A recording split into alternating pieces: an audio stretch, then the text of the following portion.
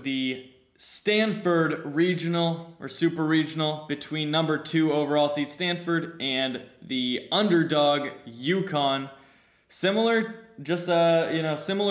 to their regional, Stanford found themselves in a precarious situation as they lost game 1 to UConn. They keep going down. They did it in their regional. They lost game 2, and they do it again. They lose game 1 to UConn, and it's always going to be tough fighting back from that, especially when Alex Williams continues to struggle. Their ace pitcher, who won Pac-12 Pitcher of the Year, has just not looked up to the task this postseason, which is very weird considering he has been amazing through the entire year and had one of the best postseason performances ever last year at Texas Tech in what was about 110-degree weather. He pulls out a complete game, just stuns Texas Tech, and Stanford is able to get to the College World Series pretty much off of that alone. But he hasn't been able to figure it out this postseason, and I mean, there's positives and negatives of that. Considering that they're making it to the College World Series with Alex Williams struggling, that's impressive by itself, and you know that if he can step up, then this is potentially the favorites. If he can come in game 1 or game 2, whenever he's going to be pitching, and show that he is that guy, then Stanford, I think, takes that spot as the team to beat in the College World Series, because there just aren't that many aces left throughout the 8 teams that are left. But Stanford continues to show that they have a good balance of pitching and offense to lead the way. Yeah, I think the story here for me is that Stanford's position player group was just too talented to lose this series. Like you mentioned, Alex Williams gets absolutely rocked in that game 1, not even lasting 2 innings, but the offense still almost managed to come back after being down 13-4, I believe. And in the 9th inning, they score 6 runs off 4 home runs. And even though they lost that game, they hit 9 home runs total. And I just don't think they were lacking any confidence heading into game 2 or 3, although they were certainly disappointed to lose that game 1. And their offense kept it up in those last 2 games, scored 8 runs and then 10 runs. They just can't be stopped right now, and UConn's offense simply couldn't keep up in those last 2 games.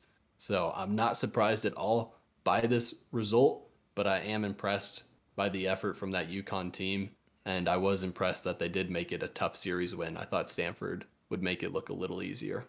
Yeah, and it's very weird because looking at the first game especially, you see UConn wins and you think, wow, that's a great upset, but when you actually watch the game, it's kind of a different story. You see a Stanford team that was getting beaten up all over the place. They were hitting a few home runs here and there, but then they come storming back in the 9th, and that momentum just completely swung, and I feel like it carried definitely throughout the rest of the series where UConn just couldn't compete. When Stanford really turned the dial up, it set them up for the next game. They had a great bottom of the 9th, like you said, and UConn had to put their closer in to secure that win, and that's huge for Stanford to just be able to get the looks, and they were hitting nukes off of him as well. They just were 1 run short, but yeah, just getting that momentum shift was huge. And going back to the starting pitching, we highlighted Alex Williams, but combined throughout all of Stanford's starting pitching over the weekend, they threw just 2 innings. So that's something that is definitely needs to be highlighted.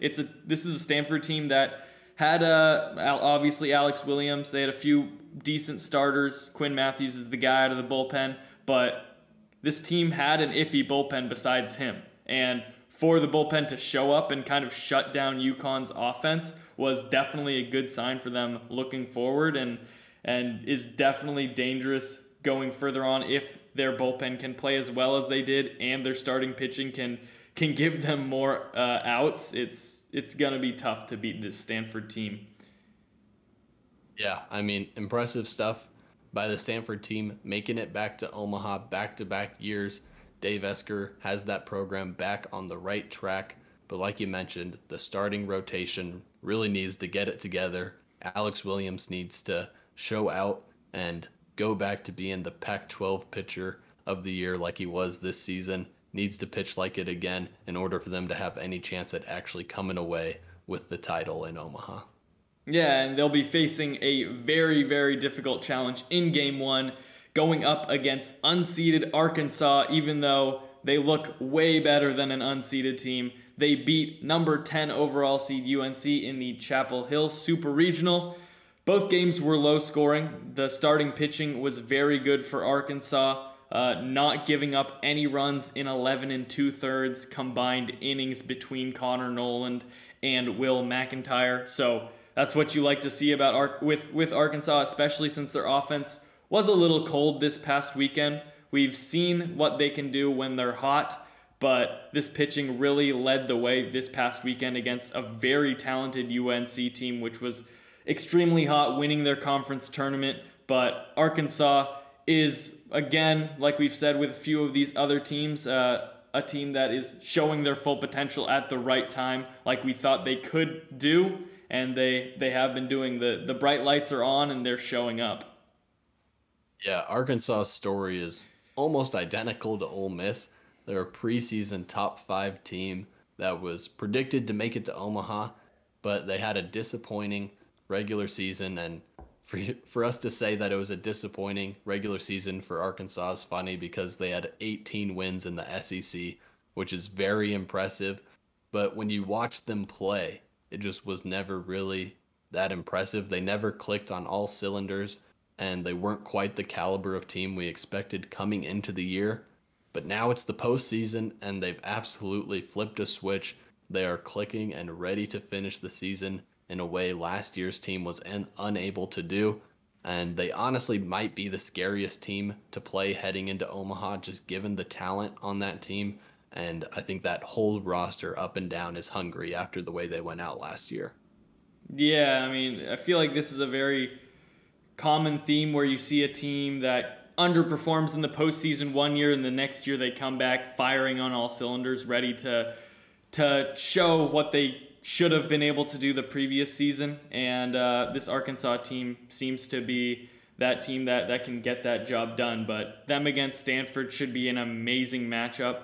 Thank you for watching and listening. If you enjoyed, we would really appreciate a like and subscribe for more weekly college baseball content.